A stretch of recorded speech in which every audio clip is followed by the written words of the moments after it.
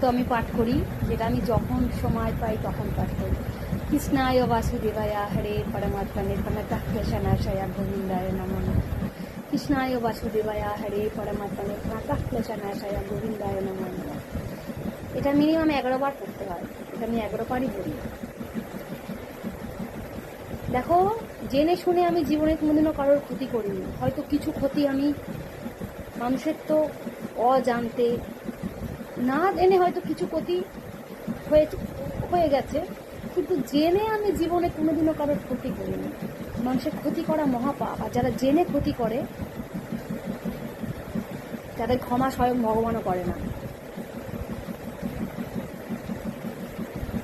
আর সবসময় এইটুখানেই বলি, ভগবান আমি কারোর ক্ষতি করতে চাইও না, তুমি শুধু আমায় ক্ষতিকারকদের থেকে বাঁচিয়ে রাখো, শান্তিতে রেখো।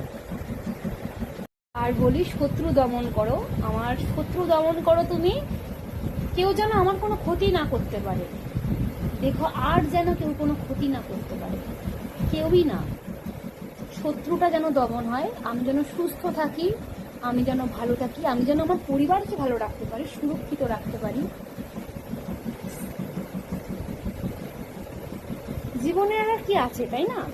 জীবনে কারোর ক্ষতি করতে নেই, পারলে মানুষের ভালো করো, মানুষের ক্ষতি করো না। তুমি আজকে লোকের ক্ষতি করবে, কালকে সেটা তুমি না ভোগ করলে পরে তোমার ছেলে মেয়েকে ভোগ করতে হবে। তুমি হয়তো মনে করবে আমি ক্ষতি করে রাজা হয়ে গেছি।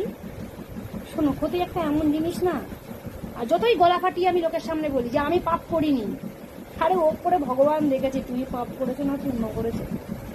লোকের পাপ দেখতে মানুষ খুব ভালো পারে, কিন্তু নিজের দিকে আঙুলটা মানুষ তোলে না, জানো তো? মানুষ এতটা বাজে। ভগবান তো সব দেখে, তাই না?